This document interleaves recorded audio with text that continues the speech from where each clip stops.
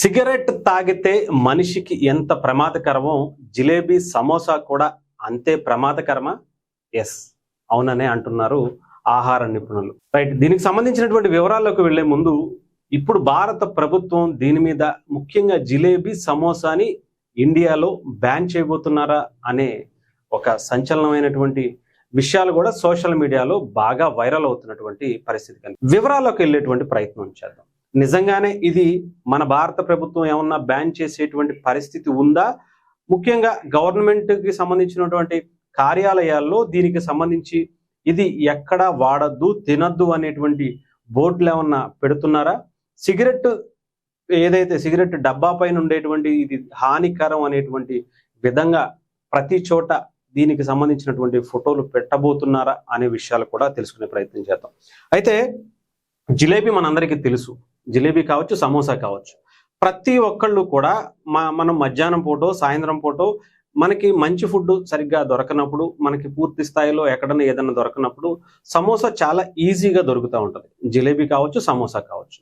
కొంతమంది అయితే పొద్దున్న నుంచే జిలేబీ తినడం, సమోసా తినడం నుంచే వాళ్ళ దినచర్య ప్రారంభిస్తారనేది కూడా మనం ఆలోచించాల్సినటువంటి పరిస్థితి లేదు.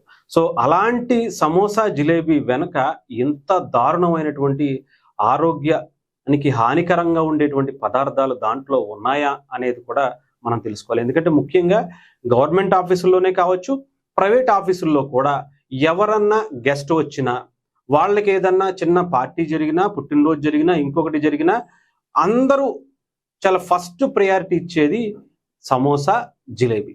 అలాంటి ఈ రెండింటి మీదే ఇప్పుడు దేశవ్యాప్తంగా కూడా చర్చ జరుగుతుంది. దీని గురించి వివరాల్లోకి వెళ్ళే ప్రయత్నం చేద్దాం. ముఖ్యంగా ఇది మన దేశపు వంటకమా కాదా, సమోసా లేదా జిలేబీ? ఇది ముఖ్యంగా సమోసా గురించి చూసుకుంటే, సమోసా అనేది సంబూసాగా మధ్య ఆసియా నుంచి ఇది మన దేశానికి వచ్చిన వంటకంగా చెప్తున్నారు. ఇది ఇప్పుడు మన దేశంలో ఎంత ఇంపార్టెంట్ అనేది ప్రత్యేకించి చెప్పాల్సిన అవసరం లేదు. ఇకపోతే జిలేబీ కూడా పశ్చిమాసియా నుంచి మనకి ఇండియాకి ఈ వంటకం పరిచయం అయిందట.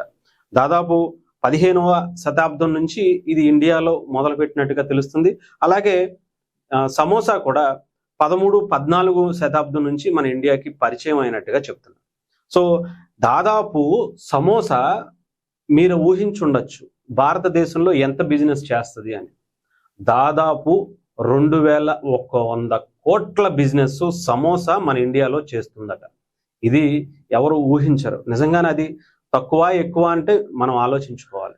అలాంటిది ఇంకా జిలేబీ అయితే దాదాపు 34 కోట్ల జిలేబీలు మన భారతదేశ ప్రజలు ప్రతి సంవత్సరం తింటున్నారట.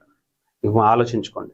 ఇకపోతే దీంట్లో ఉండేటువంటి ఆరోగ్యానికి హానికరమైనటువంటి పదార్థాలు ఏమున్నాయి? జిలేబీ, సమోసా, లడ్డూలో అధిక మొత్తంలో చక్కెర, నూనె స్థాయి చాలా ఎక్కువగా ఉండటం జరుగుతుందట.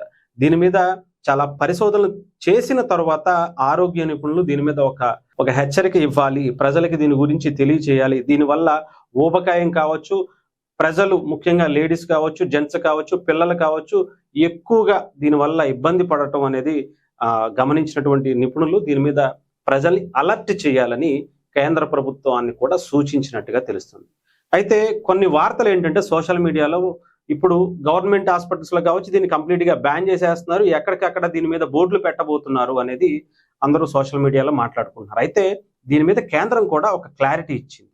మేము పూర్తిగా దీన్ని మానేయమని చెప్పట్లేదు, కానీ మేము అలాంటి సర్క్యులర్ అయితే ఏది జారీ చేయలేదు, కానీ ఇది హానికరమే అనేది అయితే కేంద్రం చెప్తుంది.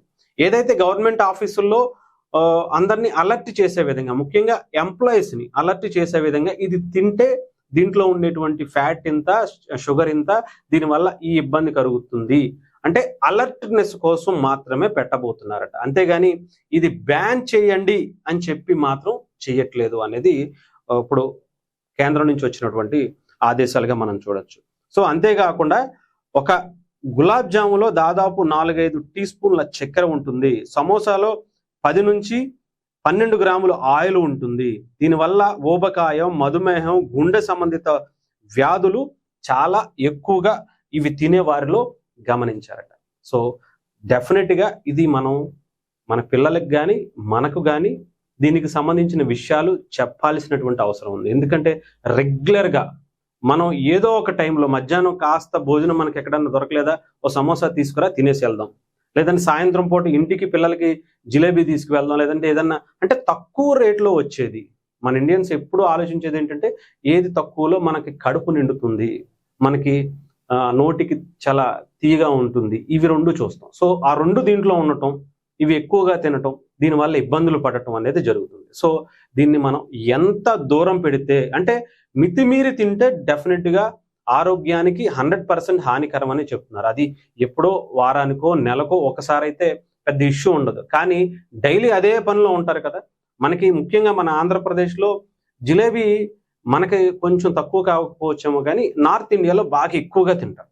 సమోసా మన హైదరాబాద్లో కావచ్చు, మన ఆంధ్రాలో కావచ్చు, తెలంగాణలో కావచ్చు, దేశవ్యాప్తంగా కూడా సమోసాకి చాలా బలమైనటువంటి ఫ్యాన్స్ ఉంటారు. సో వీళ్ళందరూ కూడా ఆలోచించుకోవాలి. మనం డైలీ దీన్ని కడుపు నింపుకోవడం కరెక్ట్ కాదు. తక్కువగా వస్తుంది కదా, కడుపు నిండిపోతుంది కదా అని అనుకుంటే తర్వాత దోల తీరిపోతుంది అనుకునే విధంగా దీంట్లో ఉండేటువంటి ఆరోగ్యానికి హానికరమైనటువంటి పదార్థాలు చాలా ఉంటున్నాయి అనేది తెలుస్తా ఉంది.